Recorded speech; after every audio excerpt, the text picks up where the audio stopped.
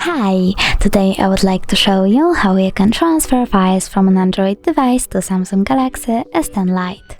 First of all, open Play Store on both devices and download an app called Send Anywhere. Now open it. Click I accept, confirm, continue and allow.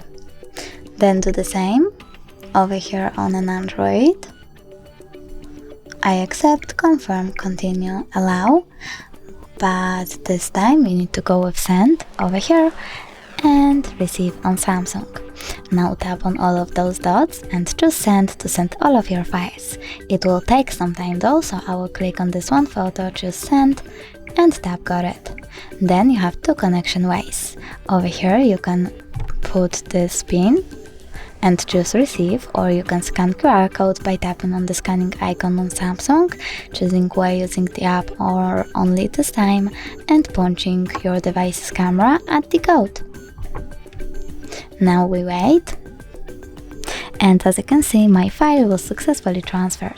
You can always check it out for sure by going into My Files app, selecting in my case images and tapping on Send Anywhere folder.